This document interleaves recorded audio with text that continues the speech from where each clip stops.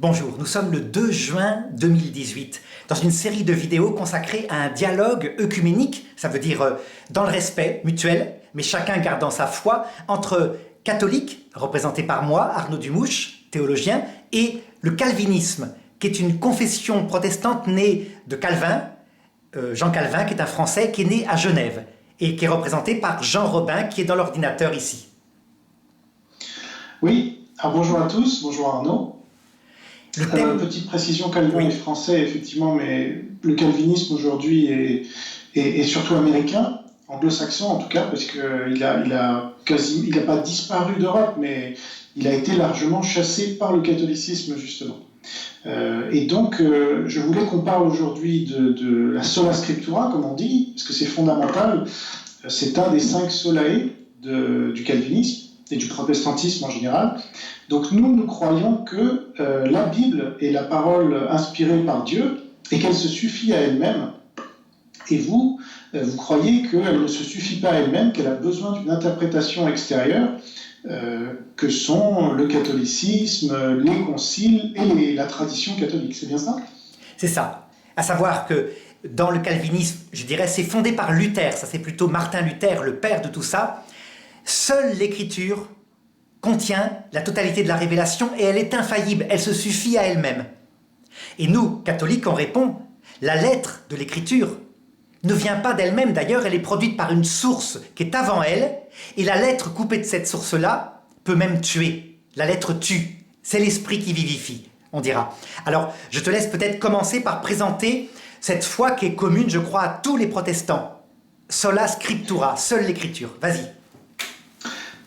Oui, alors déjà, petite question de définition. Ce qu'on appelle protestants, au sens strict, ce sont les héritiers de la Réforme.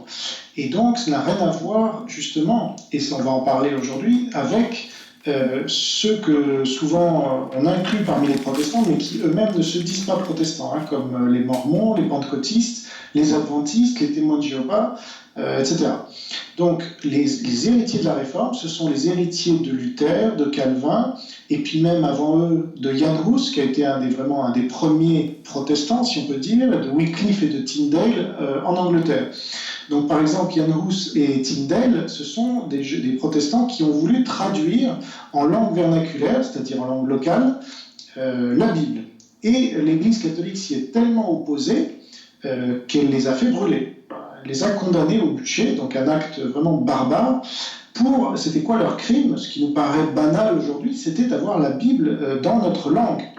Et donc, c'est sur ce crime-là qu'on a du mal à comprendre aujourd'hui, franchement, parce que même les catholiques lisent la Bible dans leur langue nationale, disons.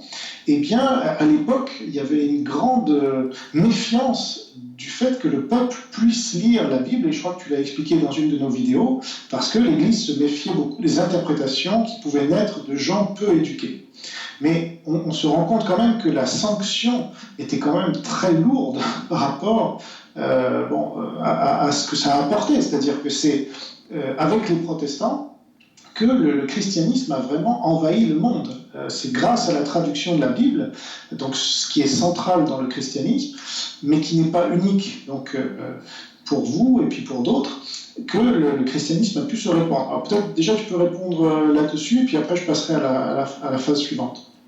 Je pense qu'en ce qui concerne les crimes de l'Inquisition, donc 1500 morts, condamnés à mort par des procès sur les 800 ans d'histoire de l'Église, je pense qu'il faut les attribuer, non pas au catholicisme particulièrement, mais au mécanisme de l'orgueil. À savoir que l'Église, au Moyen-Âge, le christianisme en Europe, au Moyen-Âge, a un succès fantastique.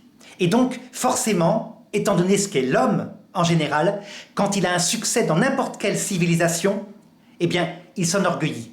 Et donc, la preuve d'ailleurs que c'est quelque chose qui date plutôt d'une génération de nos ancêtres, qui n'avaient pas sans doute assez souffert, touché leur misère, eh bien c'est que quand le protestantisme paraît, les mœurs sont les mêmes.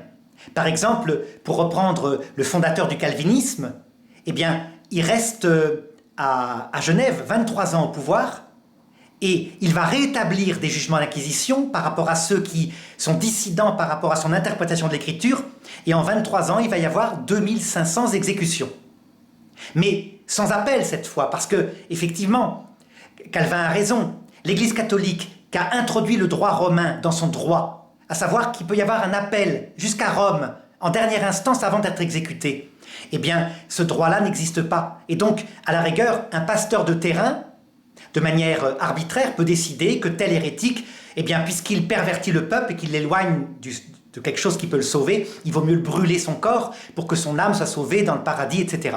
Tu vois, donc c'est lié à l'époque, à l'orgueil, et c'est partout présent. On le voit même dans le bouddhisme actuellement. Tu vois, le bouddhisme nationaliste fait des morts pas mal du côté de la Thaïlande, je crois, en ce moment.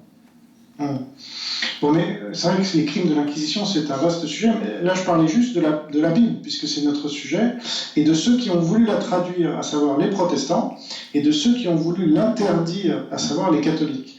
Donc, alors les catholiques et les orthodoxes, au sens fort, n'interdisaient pas la Bible, mais ils interdisaient sa lecture directe, surtout l'Ancien Testament, parce que, disait-il, ça raconte non pas, je dirais, la perfection de la parole de Dieu, mais le chemin.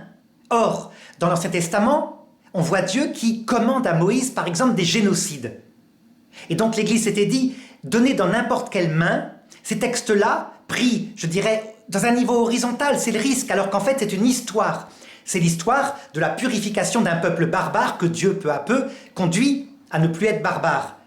Les gens ne le feront pas, et donc on risque d'avoir des génocides qui sont de nouveau commandés, alors qu'on les a fait disparaître. C'était ça. Et je crois que c'était pas mal, finalement. Pastoralement, en tout cas, ça se comprend. Parce qu'on voit ce que ça a donné. C'est-à-dire l'abord de l'écriture par la seule intelligence d'un pasteur, qui quelquefois peut être un homme fanatique, a donné, effectivement, parfois, chez certains qui n'ont que l'écriture, des génocides. Je pense, par exemple, 600 morts, tu te rappelles, Waco, la secte évangélique, hein, c'est quelque chose comme ça.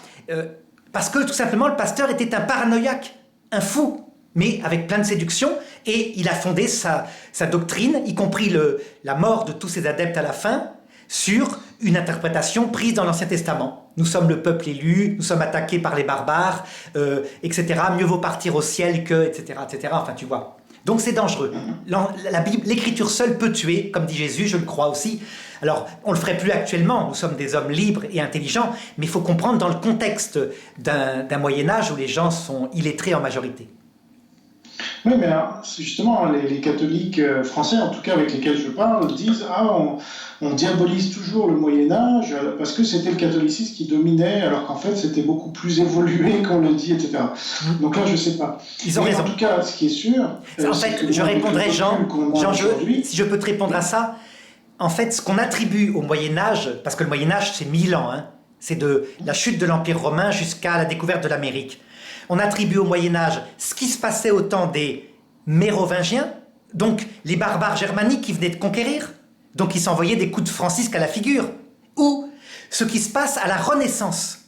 Tu vois, les sorcières brûlées en quantité, c'est la Renaissance qui le fait. Henri IV, le bon roi Henri IV, par exemple, il veut pas que les inquisiteurs de l'Église catholique, qui sont des gens des Lumières, donc très très ouverts, qui commencent à se dire qu'il faut arrêter avec ces histoires, il ne veut pas qu'ils interviennent dans les procès parce que lui, il veut brûler les sorcières. Et donc, qu'est-ce qu'il fait? Il chasse les inquisiteurs trop doux. Il faut repenser les choses. On attribue trop souvent au pouvoir politique, qui était catholique, des choses qui ne viennent pas de l'Église, qui est mise de côté déjà à cette époque-là. Mais je pense qu'avec le recul qu'on a aujourd'hui, le fait de vouloir traduire la Bible, comme on l'ont voulu les protestants et qui sont souvent morts pour ça, c'était la bonne décision et pas la mauvaise. La mauvaise, c'était de censurer ça. Je répondrai, Jean, que je suis totalement d'accord. Seulement, la pastorale, elle est selon les époques. C'est-à-dire qu'il faut bien comprendre que la pastorale, il n'y a pas d'infaillibilité. Ça veut dire ce qu'ont fait nos pères. Je vais te donner un exemple. Quand le pape Pie IX, au XIXe siècle, dit que la liberté de réunion, la liberté totale d'opinion sera une erreur fatale. On sort les textes actuellement, donc les humanistes disent « mais c'est un fanatique, c'est un sectaire, il continue. Il fallait donc tuer cet infâme. » Ben, regarde, sa prophétie s'est réalisée. Toutes les idées ont pu se développer. Le capitalisme pur, pourtant condamné par l'Église catholique. Le communisme, condamné par l'Église catholique. Le nationalisme, Benoît XV en est mort tellement il a maudit cette guerre 14. Le nazisme, Pie XII a écrit une encyclique en allemand pour condamner ça en 1939. Il n'était pas encore pape, mais c'est lui qui l'a écrite. Eh bien, la liberté absolue de toutes les opinions a donné des centaines de millions de morts. Donc, pastoralement, il faut comprendre Pie IX, c'est une autre époque. C'est une époque où il dit on ne peut pas donner n'importe quelle pensée à n'importe quel homme. Le débat se pose actuellement avec Internet. Est-ce qu'on doit empêcher les fake news? Et tu vois Macron en France qui dit ben oui, on va les empêcher, mais c'est insupportable parce que du coup, il dit toute opinion non démontrée doit pouvoir être interdite. Est-ce qu'on va interdire alors l'existence de Dieu?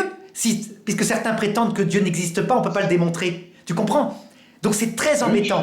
C'est un débat. C'est un débat qui est pas facile, quoi. Je comprends si bien que tu viens de montrer que la censure n'est pas la solution, mais c'est le problème, justement. Et que certes, alors là où je peux te rejoindre, c'est que la diffusion large d'idées nocives peut mener à des génocides, mais elle mène aussi à la sortie de milliards de gens de la pauvreté. Et ça, c'est ce que souhaite notre Seigneur, quand même, je pense, et le capitalisme qui a largement contribué. Mais là, je pense qu'on s'éloigne du sujet. Pour revenir à la Bible, donc, vous croyez qu'elle ne se suffit pas à elle-même, et nous croyons qu'elle se suffit à elle-même. Qu'est-ce que ça cause comme conséquence?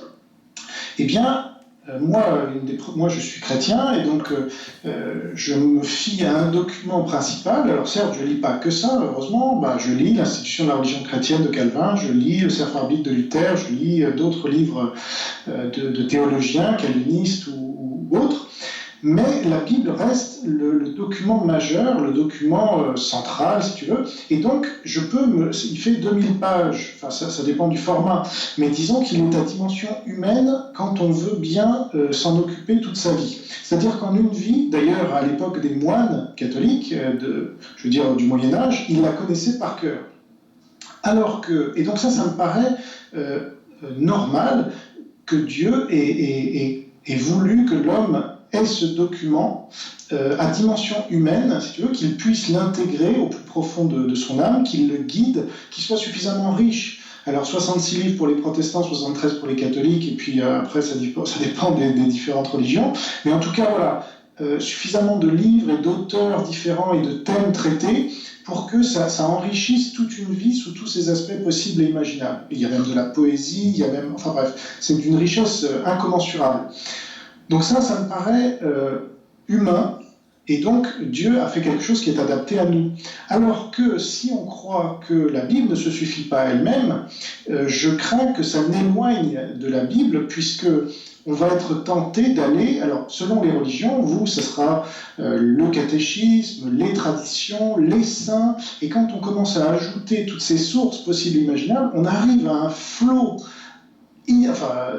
énorme de sources dans lesquelles on va devoir se plonger pour être un bon chrétien, un bon catholique en l'occurrence. Et donc non seulement on va s'éloigner de la Bible, puisque pour se plonger dans ce flot, il va falloir délaisser la Bible, parce qu'on ne peut pas faire tout, et on va se plonger dans des sources qui ne sont pas bibliques. Donc pour moi, c'est la double peine en fait pour le croyant, qui va à la fois s'éloigner du texte central, parce qu'on le voit bien aujourd'hui, les catholiques n'ont pas la Bible au cœur de leur pensée, ils sont beaucoup plus dans le catéchisme et dans les saints, etc., et dans la tradition générale, les conciles. Alors si on rajoute à tous les conciles qu'il y a eu dans l'histoire, parce que maintenant ça commence à s'ajouter, tous les dogmes, toutes les bulles papales, etc., qu'il faudrait connaître et comprendre et assimiler, etc., ça représente alors là pour quelque chose d'inhumain, en fait, qui ne peut pas être assimilé par l'homme, et c'est en ça que ça me paraît, pour toutes ces raisons,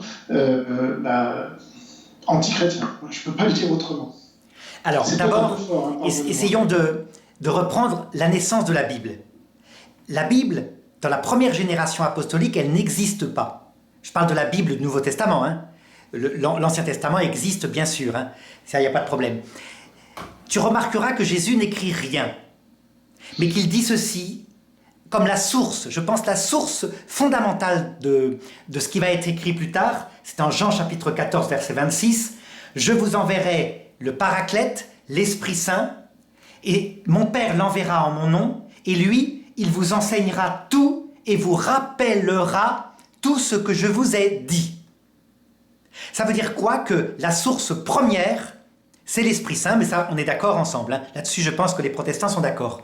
Par contre, tu remarqueras que cette source, elle parvient à la génération suivante par des canaux de dérivation. Et le premier canal, c'est ce qu'on appelle la tradition apostolique. Ça veut dire qu'en fait, Jésus meurt sur la croix, il monte au ciel, il envoie son Esprit Saint, et les apôtres commencent à réfléchir, à prêcher. Et certains qui n'ont pas été apôtres aussi, comme par exemple Saint Luc, qui n'était pas avec les apôtres.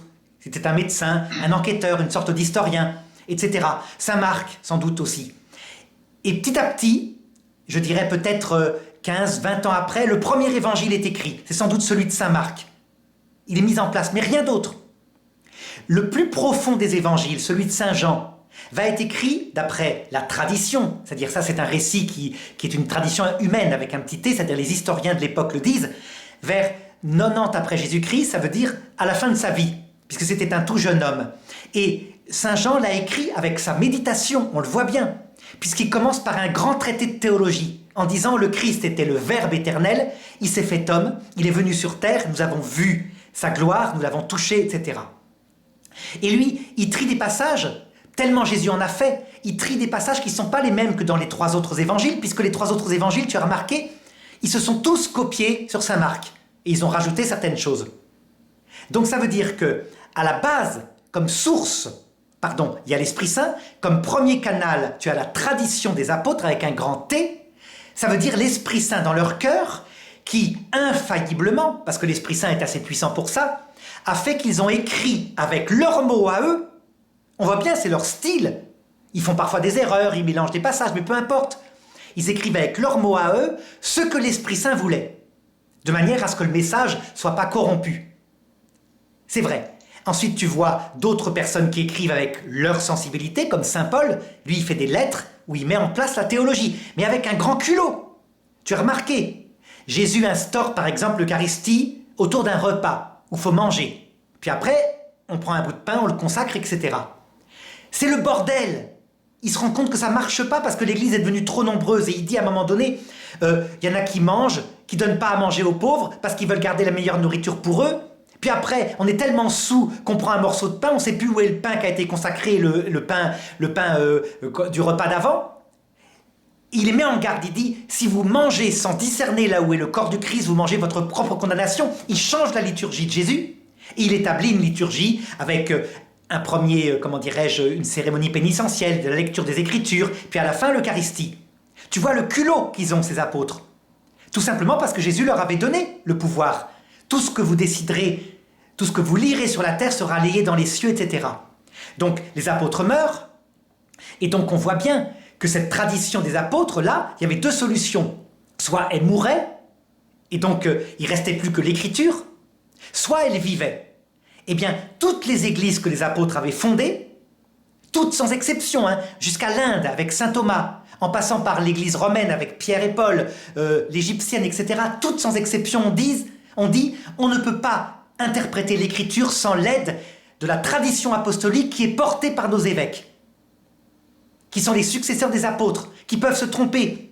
Mais quand ces évêques sont unis à Pierre, le successeur de celui que Jésus a établi comme le prince des apôtres, alors Jésus leur donne un charisme, il donne à Pierre un charisme pour trancher quand il y a des débats entre les frères sur ce qu'est la tradition, ce qu'est la bonne interprétation et ce qui ne l'est pas.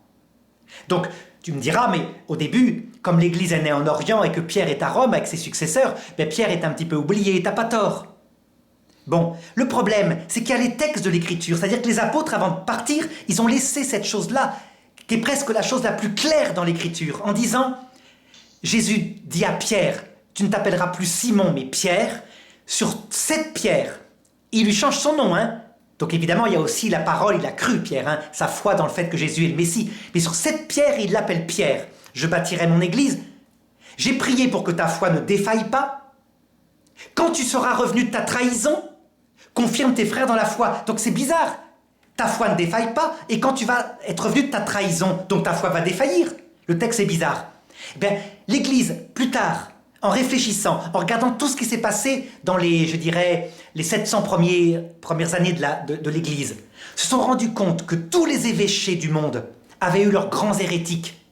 Parlons de Alexandrie, Constantinople, etc. C'est catastrophique. Les grands fondateurs arianistes, etc. sont des évêques de ces évêchés-là. Sauf Rome. Rome, c'est incroyable. Il reste fidèle à chaque fois à la foi de Nicée, à la foi apostolique. Donc, à force, en réfléchissant, l'Église catholique va finir par se dire les papes peuvent être des salopards, ils peuvent tuer, ils peuvent voler, ils peuvent parfois faire des erreurs pastorales. Mais sur un point, quand ils décident que cette interprétation-là de l'Écriture, parce que l'Écriture peut donner 1000 interprétations, celle-là, elle est celle voulue par Dieu, et qu'ils le disent en tant que pape, alors ils ne peuvent pas se tromper. Non pas parce qu'ils sont bien, hein, mais parce que c'est un charisme de Jésus. Attention, cette définition-là, elle date de 1870. Tu vois, ça veut dire qu'il a fallu à l'Église presque 2000 ans pour se décider et dire, effectivement, on fait des études, tous les papes, on en a pas mal. Quand est-ce qu'ils se sont trompés? On constate que personnellement, parfois, ils racontaient n'importe quoi, mais dès qu'ils parlaient comme pape, c'était incroyable, ils étaient dans la fidélité. Toujours la même foi, la foi qu'on trouve en 200, par exemple, avec Sainte Félicité, qui parle déjà du purgatoire, déjà de la vision béatifique, c'est-à-dire l'entrée des saints dès maintenant dans le paradis, avant la résurrection, etc. Et les papes restent fidèles à ça. Donc voilà, c'est pourquoi dans l'Église catholique, on dit l'écriture est l'un de nos canaux, mais pas tout seul. D'abord, comme première source, la tradition apostolique, les apôtres.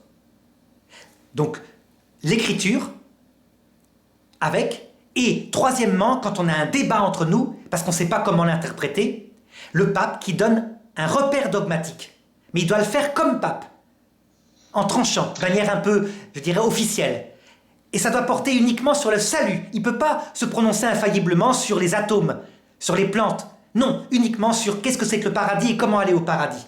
Donc, ça fait que les catholiques ont trois canaux, une seule source c'est l'Esprit Saint, trois canaux qui sont la tradition, l'écriture et le magistère avec les conciles, puisque les conciles c'est le magistère aussi, puisque les conciles se font avec les papes. Voilà un petit peu comment ça fonctionne.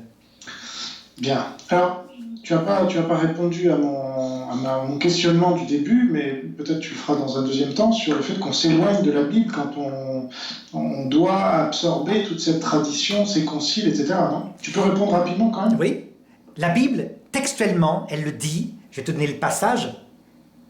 Alors attends, il faut que je trouve la référence, mais en même temps, elle le dit qu'elle n'est pas fondée sur elle seule.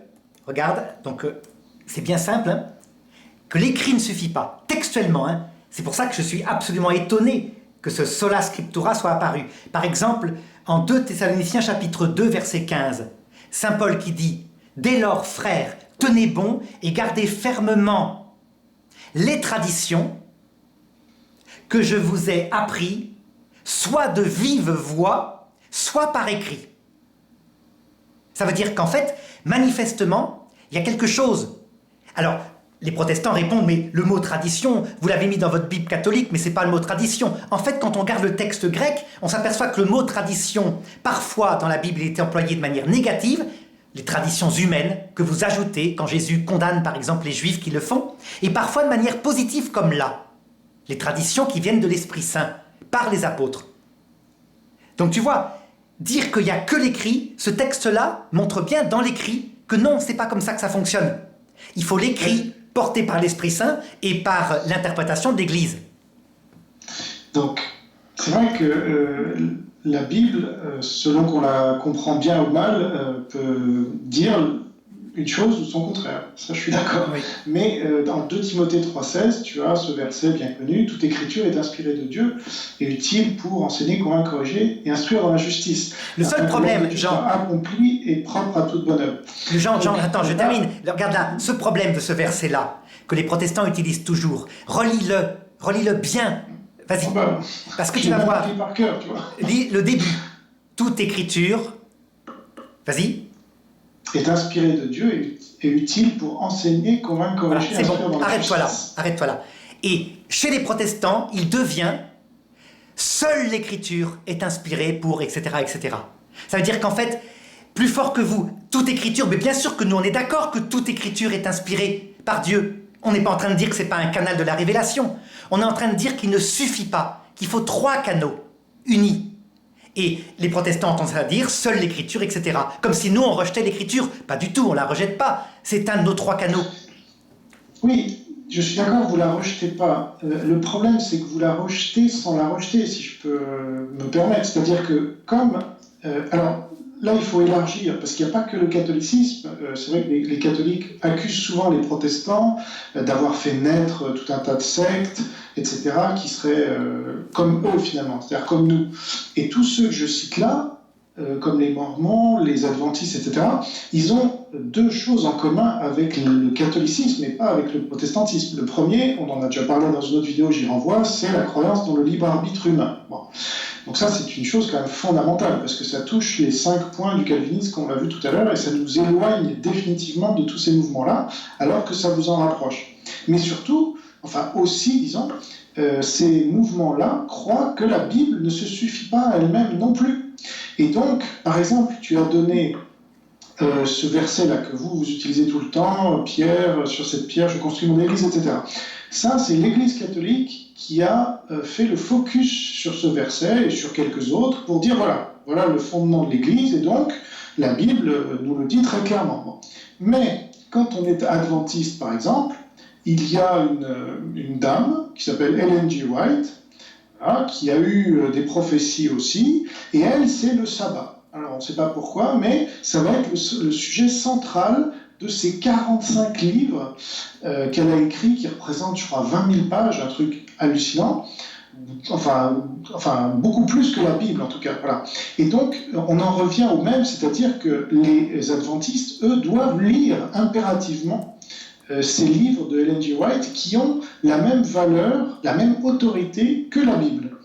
Et donc, dans le catholicisme, on retrouve ça aussi, avec des bulles papales qui peuvent avoir la même autorité, puisque le pape est infaillible, comme tu viens de le rappeler. Et donc, ce qu'il va dire, les dogmes, le catholique est obligé de croire dans tous les dogmes de l'Église catholique. Sinon, il n'est pas considéré comme catholique, si je ne me trompe pas.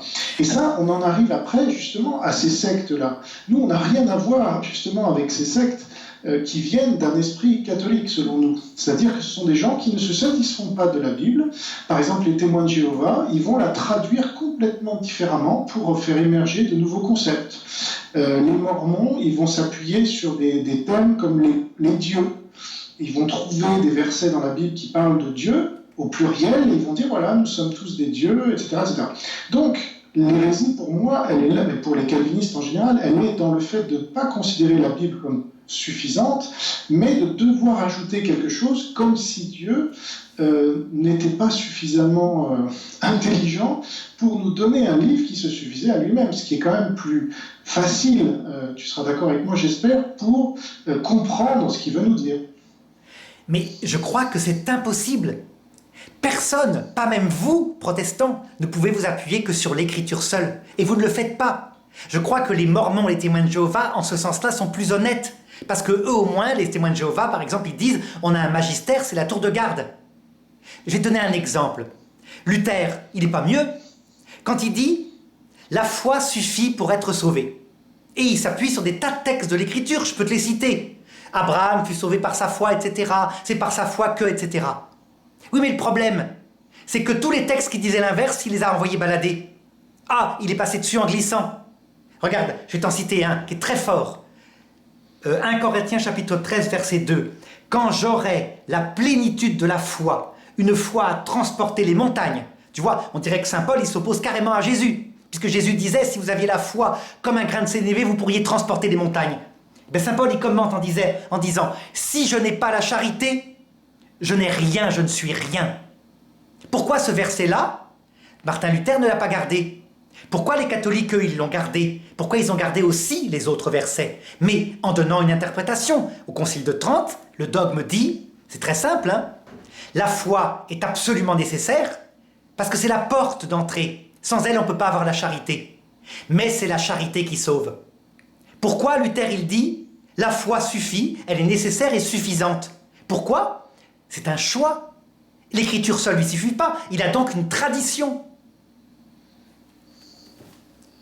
Et est-ce que tu peux répondre sur cette histoire de secte là? Parce que on est d'accord quand même que la spécificité des protestants, c'est de se baser uniquement sur la Bible, alors que de toutes les autres religions qui se disent chrétiennes, qu'elle le soit ou pas après, mais en tout cas elle se définissent elle-même comme chrétienne, dont le catholicisme, dont les témoins de Jéhovah, etc., c'est de s'appuyer sur d'autres sources que la Bible. Et donc ce sont ça, je te réponds que c'est ça qui fait les sectes, non? Les protestants ne s'appuient pas que sur la Bible. C'est une illusion. Vous avez l'impression... Puis d'autres alors. Mais sur l'interprétation de Martin Luther, que vous vous transmettez. À savoir, les 5 sola, ce sont des dogmes. Ça s'appelle des dogmes. Sola scriptura, sola gratia, sola, etc. Ça s'appelle des dogmes. Vous avez fait exactement pareil, sauf que vous vous êtes fondé non pas sur les successeurs des apôtres, mais sur la pensée, la réflexion, la méditation de Martin Luther. C'est un choix, mais ce n'est pas possible autrement, puisque la Bible semble dire tout et l'inverse de tout, comme je viens de te le montrer pour la foi. Donc, en fait, vous êtes, vous, dans l'illusion de la sola scriptura.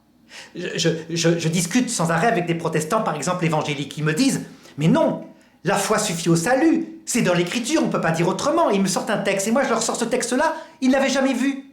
Et je leur sors la deuxième chapitre de l'Épître de Saint-Jacques, qui est encore pire, que d'ailleurs Luther voulait presque sortir de l'écriture, ils n'y pensaient pas non plus. Donc, comment tu fais quand tu as Saint-Jacques qui te dit « Montre-moi ta foi qui n'agit pas, ta foi sans les œuvres ». Et Luther, il a toute une tradition pour dire que les œuvres ne servent à rien. Ben, ça s'appelle une théologie. Donc une théologie que vous gardez, qui est cohérente, hein. Je ne suis pas en train de critiquer, je dis simplement que vous avez une tradition luthérienne. Non. Alors ça c'est faux et c'est important que tu le dises parce que c'est une objection qu'il faut que je lève. Parce que pour nous, Luther est un pécheur. Et par exemple, quand il dit que l'antisémitisme c'est très bien, nous condamnons cela. Donc nous n'avons pas, en fait, contrairement à vous ou aux adventistes avec Ellen G. White, ou aux Mormons ou aux témoins de Jéhovah, etc., nous n'avons pas quelqu'un, ou voilà, que ce soit un pape ou que ce soit un prophète, dont on puisse dire, voilà, ce qu'il a dit, c'est la vérité absolue à la hauteur de la Bible. Non, ça, nous n'avons pas cela. Nous avons la Bible. Et il y a des gens, comme Luther, comme Calvin, etc., qui ont permis de la comprendre. Mais ce qu'ils disent n'est pas parole d'évangile, justement, sans jeu de mots. Nous pouvons remettre en question tout ce qu'ils ont dit de A à Z, sans que ça nous pose aucun problème au niveau de la foi. Simplement, il y a un certain nombre de choses qu'ils ont dites, qui ont été intégrées dans des confessions de foi, voilà, mais qui n'ont pas, là non plus, valeur d'autorité sur la Bible. C'est pas vrai, c'est la Bible qui a valeur d'autorité finale, et justement, c'est ça qui fait le sola scriptura. Alors que dans le catholicisme, si je prends un autre exemple, par exemple, vous êtes censé respecter tous les conciles. Pourtant, il y a en France, par exemple, un mouvement, depuis Monseigneur Lefebvre, etc., qui dénonce ce qu'on appelle l'Église conciliaire. Tu as dû entendre parler de ça. Oui, oui, tout à fait. Voilà. Et donc ça, moi, j'ai du mal à le comprendre, même en tant que... Voilà, je sais pas, c'est très simple. Parce que pour moi, un catholique... Oui. Je finis juste. Pour moi, un catholique doit croire, si j'ai bien compris, hein, tu pourras confirmer, il doit croire à tous les conciles. Donc eux, ils disent que le Concile Vatican II n'est pas un vrai concile, et donc on ne doit pas y croire quand on est vraiment un catholique. Et donc ça leur fait différencier la vraie Église de l'Église qui serait conciliaire, donc post-Vatican II. Mais pourtant, quand on leur demande à ces gens-là, mais qui est le pape ? Ils ont beaucoup de mal, mais ils finissent par reconnaître que c'est François. Et est-ce que le Vatican II était un concile ? Ils ont beaucoup de mal, mais ils finissent par le reconnaître quand même. Donc ça crée des dissensions au sein même de l'Église, parce que ce sont des choses qui sont faites par les hommes, les conciles, non ? À chaque concile, sans exception, il y a eu la même chose, le même phénomène. Tu prends par exemple le concile de Chalcédoine, le concile de Nicée, il sort une dissidence qui va entraîner 80 à 90% de l'Église d'Orient et qui dit non, Jésus-Christ n'est pas Dieu. Jésus-Christ est un homme que Dieu a adopté. C'est ce qu'on appelle l'hérésie arienne, au point qu'à un moment donné, il y a un seul évêque fidèle, c'est saint Athanase. Tous les autres en Orient ont basculé dans l'arianisme, c'est-à-dire un peu la pensée, si tu veux, des musulmans actuels. Et le pape de Rome, évidemment, est resté fidèle, lui, au concile de Nicée. Ben, tu vois, chaque concile provoque ça, et à un moment donné, au bout d'un certain temps, tout est intégré. On ne peut pas dire que nous, on doit croire à chaque concile dans tous ces documents. Je t'ai dit que dans les conciles, il y a 3 sortes de documents. Il y a les documents pastoraux. Par exemple, quand à telle époque, l'Église dit, pour faire, comment dirait le carême, vous ne mangerez pas de viande. C'est des choses qui sont liées à telle époque, parce que les gens, les nobles en particulier, mangeaient trop de viande. Maintenant, on va plutôt insister sur, vous ferez des sacrifices pour ceux que vous aimez. Très bien. Tu vois, ça change. Là où il y a une infaillibilité, où on doit garder, nous, comme catholiques, entièrement les repères dogmatiques, c'est quand ça porte sur la doctrine du salut, la doctrine universelle, du style, le Christ est vraiment Dieu fait homme, la Vierge Marie est la mère de Dieu parce que Jésus-Christ est Dieu, pas la mère de sa divinité éternelle, la mère de sa naissance sur terre, évidemment, etc. Ça, pour nous, ce sont les repères dogmatiques qu'on garde, qui ne sont pas opposés à l'écriture, ils sont dans l'écriture. Parfois, par contre, on a des exemples de repères dogmatiques qui ne sont pas dans l'écriture. On en a deux principalement, parce qu'ils n'étaient que dans la tradition. La tradition, dès le début, raconte que la Vierge Marie est montée au ciel avec son corps et que quand on a ouvert son tombeau quelques jours plus tard, il n'y était plus. Bon, l'Église n'y a pas cru, s'est battue contre ça par les théologiens, si tu veux, plutôt les théologiens se sont battus contre ça, et aussi l'Immaculée Conception de Marie pendant des siècles, et les fidèles s'obstinaient à y croire. Ils s'obstinaient, il n'y avait rien à faire. Même l'islam, qui connaissait cette chose-là, reconnaissait que les fidèles catholiques y croyaient. Et donc, en 1850, puis en 1950, l'Église a reconnu que Marie était immaculée dans sa conception, et pourtant qu'elle était sauvée par le Christ, mais par anticipation, et que deuxièmement, après sa mort, elle a ressuscité, elle est montée au ciel. Tu vois, c'est logique, on n'a pas que l'écriture. On a deux sources fondamentales, écriture et tradition, qui peuvent être ambiguës, puisque les gens peuvent se bagarrer. Et on a le magistère qui, lui, vraiment, quand il tranche, a une valeur infaillible, où l'Esprit Saint s'y engage, parce que c'est promis par Jésus, quoi, tout simplement. J'ai prié pour que ta foi ne t'effaille pas. Quand tu seras revenu, confirme tes frères dans la foi. Et alors, j'ai deux questions par rapport à ça. La première, c'est, donc tu cites saint Athanase, effectivement, qui a été le seul à s'opposer à cette hérésie. Est-ce que tu sais sur quoi il s'est basé pour justifier sa foi à lui ? Est-ce que c'était sur une tradition ? Bien sûr. C'était sur l'écriture seule ? Ah non, non. Saint Athanase s'est basé sur la foi définie au concile de Nicée. C'est-à-dire qu'il défend, il est nicéen. C'est-à-dire qu'il dit, il y a eu le concile qui a fondé sur les apôtres, les successeurs des apôtres, qui a défini la foi catholique. Ça a été confirmé par le pape de Rome. C'est là notre foi. Et je n'en démordrai pas. C'est notre foi. Et ensuite, il la défend. Il écrit même un credo. Il fait la même action, on peut dire, que Martin Luther quand il écrit le credo protestant, si on peut dire, ou Zwingli.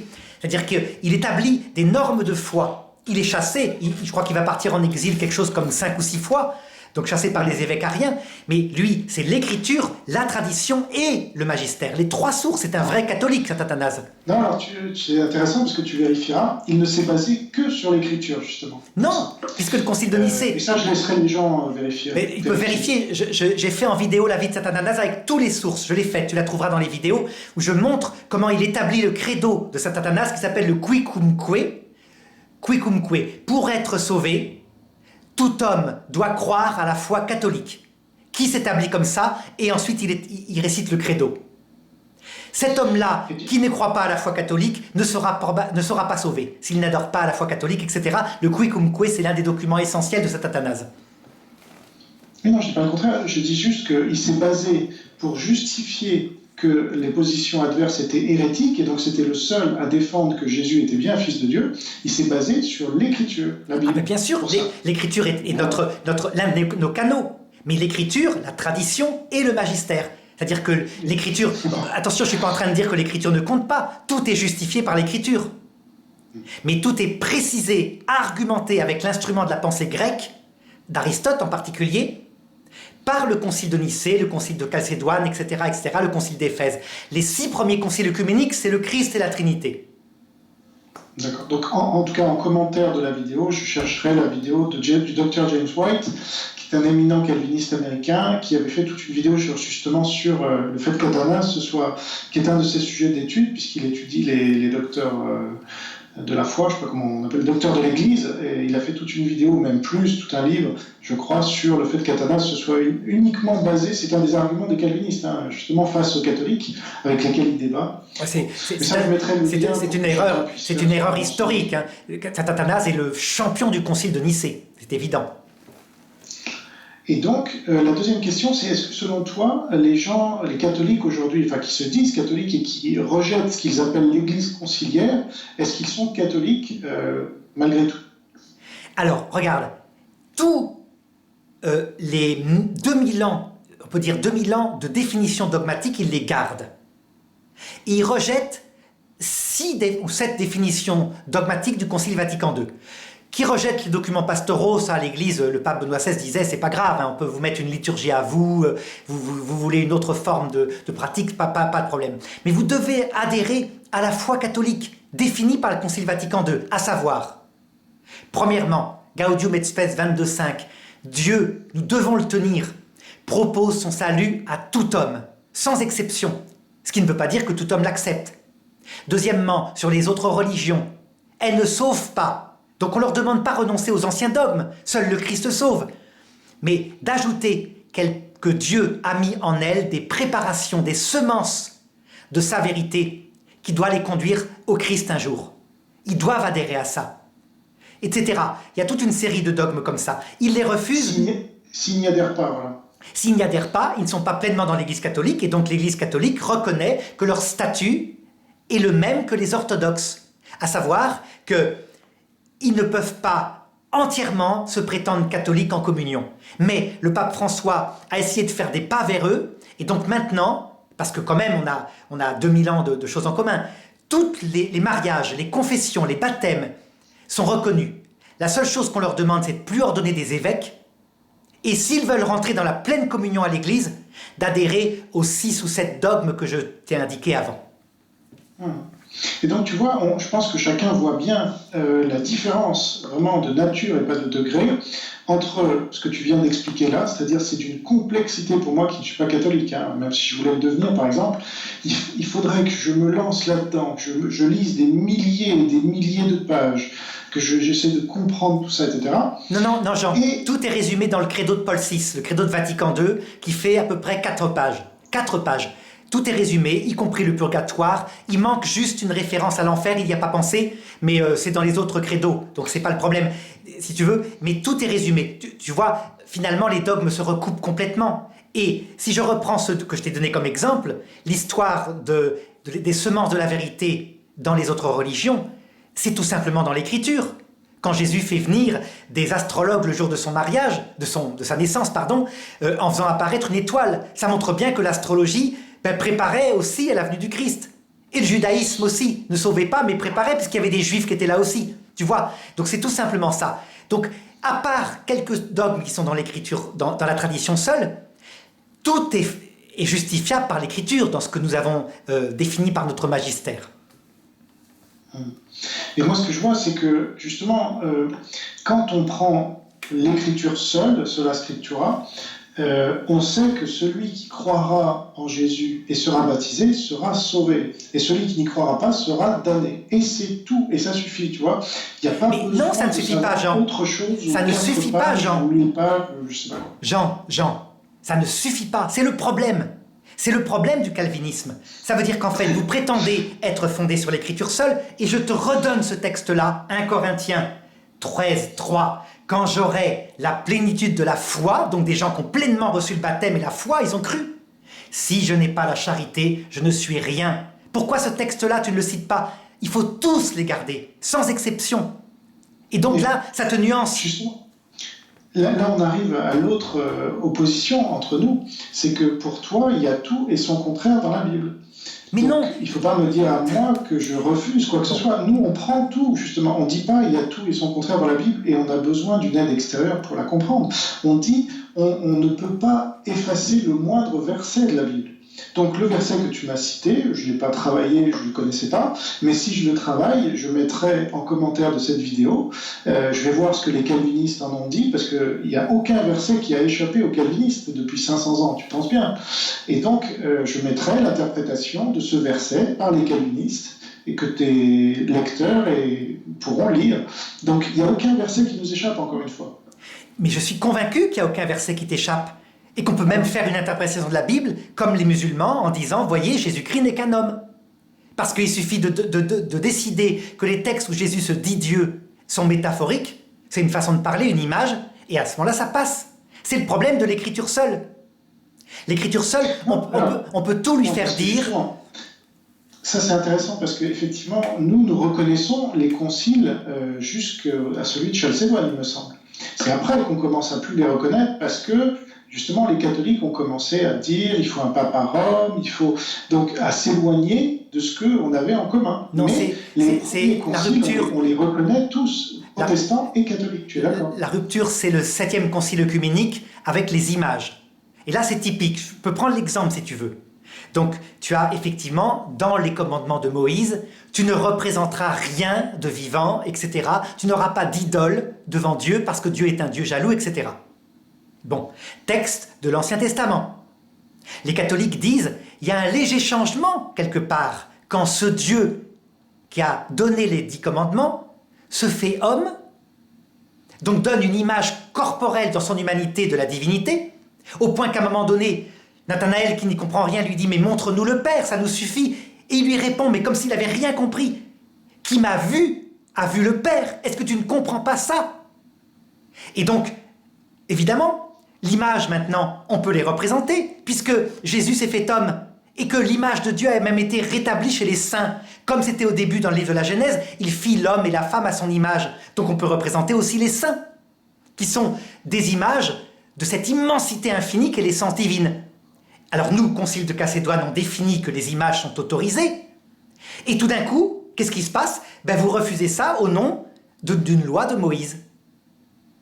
C'est ça. C'est-à-dire que c'est exactement l'illustration de notre débat sur la Scriptura, c'est-à-dire ce qui sort de la Bible. Par exemple, prenons un exemple concret. Jésus est souvent représenté avec des cheveux longs. Or, les cheveux longs sont condamnés par Jésus lui-même dans la Bible. Et donc ça, c'est complètement incompréhensible pour un protestant. C'est même hérétique. Et donc toi, qu'est-ce que tu en penses?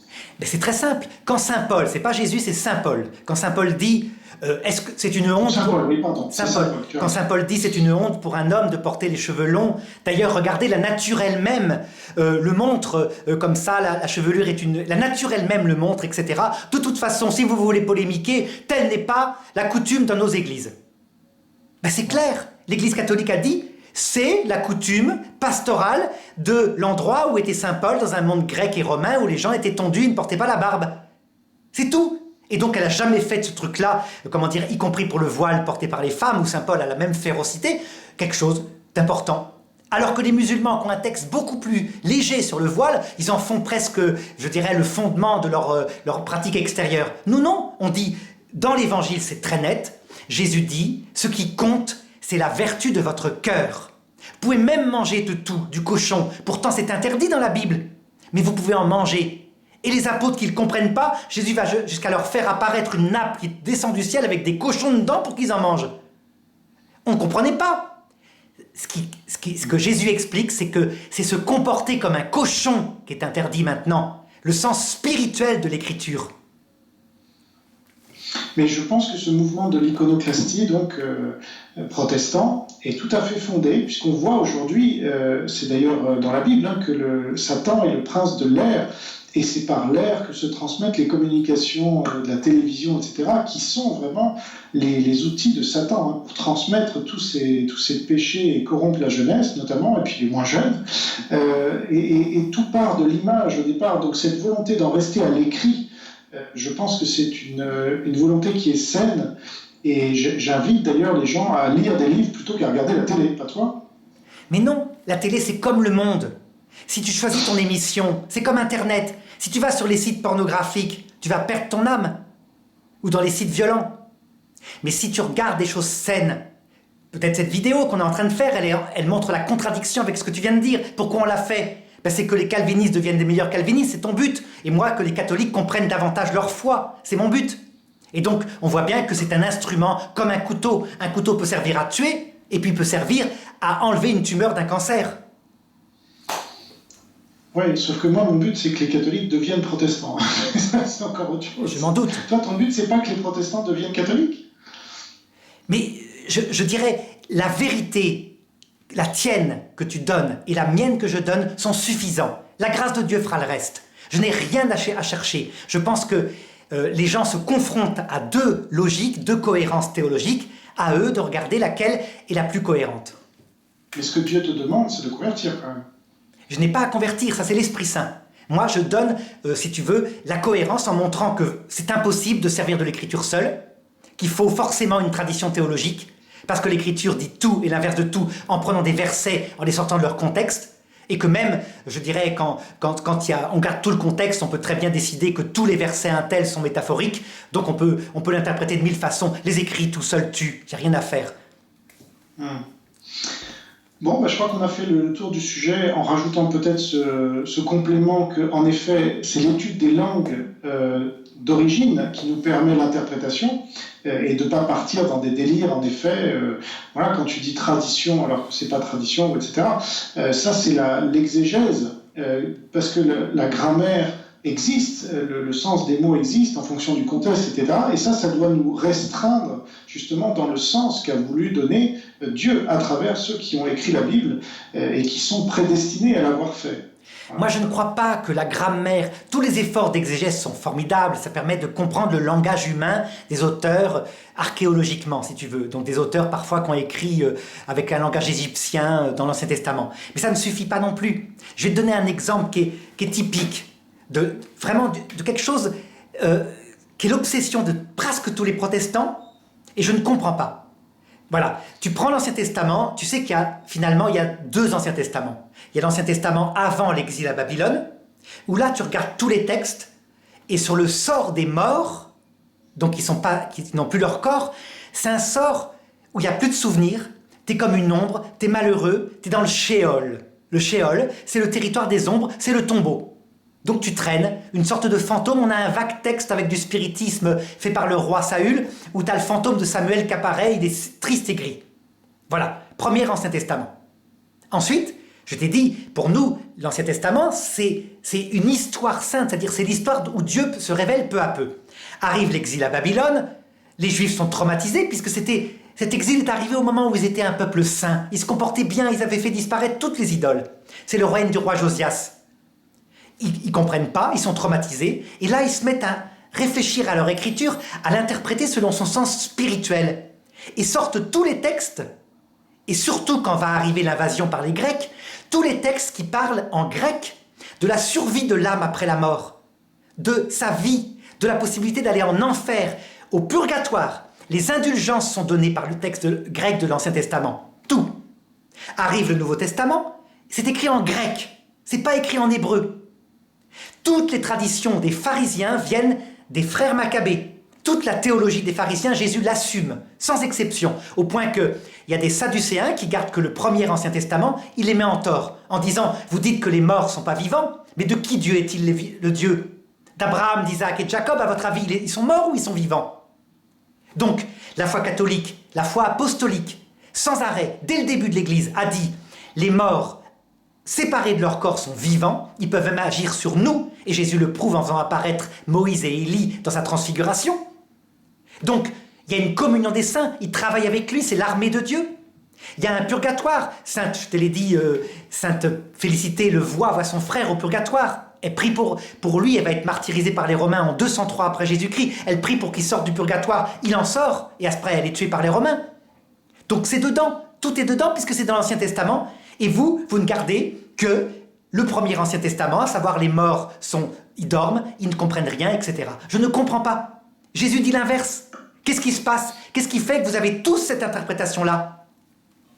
Parce que dans ce livre des Maccabées, il y a la justification du suicide notamment, et ça c'est pas acceptable, je pense, par rapport à tout le reste de la Bible, et il n'y a pas de justification du suicide dans tout le reste de la Bible. Mais c'est pas forcément... Je n'ai pas creusé particulièrement ce sujet comme toi peut-être, donc voilà, il faudrait creuser. Comment tu peux dire ça? Puisque je t'ai expliqué que c'est une histoire sainte, et que dans l'Ancien Testament, dans le premier Ancien Testament, tu as la justification du massacre, femmes, enfants, bestiaux, compris de tout un peuple. Dans ce cas-là, rejette aussi l'Ancien Testament, le premier. Non, parce que ce que Dieu fait, on ne peut pas le remettre en question, c'est parfait par définition. Donc quand il demande de dévouer par interdit, c'est qu'il l'autorise. Mais oui, mais Donc c'est qu'il faut le faire, et ceux qui ne le font Jésus pas, dit l'inverse. il les punit. Jésus dit l'inverse. Donc là, confronté à ça, nous, on sait bien, on a une interprétation très précise. Dieu prend un peuple barbare, le sort peu à peu de sa barbarie, mais le laisse quand même, ça se fait peu à peu. Et l'évangile, ça c'est la parole de Dieu lui-même, directe. La perfection, où là, l'amour, vous avez entendu par les anciens qu'il a été dit œil pour œil, dent pour dent, moi je vous dis d'aimer vos ennemis, etc. Donc on ne donne pas la même valeur à l'Ancien Testament et au Nouveau Testament. Ça ne veut pas dire qu'on rejette l'Ancien Testament, on lui donne une valeur historique. Il nous a sortis de ça, Dieu. Mais quant à rejeter, au nom d'un texte ancien, la survie des morts après la mort et, je dirais, la possibilité, alors que Jésus en parle explicitement avec l'histoire du riche et de Lazare, la possibilité de se purifier après la mort, je ne comprends pas. C'est là qu'on voit que l'écriture seule, c'est une question de tradition, c'est la tradition de Martin Luther en fait, tout simplement. C'est une question que vous suivez cette tradition-là, vous avez le droit, mais ne me dites pas que c'est l'écriture seule. C'est pas possible. Pour conclure, je pense qu'on ne sera pas d'accord, mais pour conclure, moi je citerai un verset justement qui est Josée 1,8. Je ne sais pas si tu le connais, mais c'est gardez toujours ce livre près de votre bouche. Donc ça veut dire il faut le réciter. Moi j'essaye d'apprendre les versets et j'en suis à plus de 200 maintenant. Et que je me récite tous les jours et je pense que c'est important. Je ne sais pas si tu le fais aussi, mais j'invite vraiment tous nos auditeurs, qu'ils soient catholiques ou protestants ou chrétiens d'une autre dénomination, à le faire, parce que ça c'est surtout avec la Bible qu'il faut le faire. Donc garde toujours ce livre près de ta bouche, médite-le jour et nuit. Et puis la suite m'échappe là à l'instant parce que je suis fatigué, mais agis toujours fidèlement selon tout ce qui est écrit. C'est alors que tu auras du succès dans tes entreprises, c'est alors que tu réussiras. Et il me semble que ça c'est dans l'Ancien Testament justement, et avec le complément de 2 Timothée 3,16 dans le Nouveau, il me semble que là on a la preuve absolument indéniable que l'écriture se suffit. Voilà. Mais on ne sera pas d'accord, hein. On est bien d'accord qu'on n'est pas d'accord. Voilà. Que l'écriture est utile pour exhorter, pour faire grandir la foi, à condition évidemment de l'interpréter, non pas de manière sectaire, mais en fonction de ce message de Jésus, qui met en avant en premier l'humilité, l'amour pour la vie éternelle. Bien. Merci d'avoir passé ce temps avec moi une fois de plus, Arnaud, et puis peut-être à bientôt pour de nouvelles aventures. Qui Voilà. sait. Merci Jean. À bientôt. Hein. Au revoir. Bonne soirée. Bonne soirée.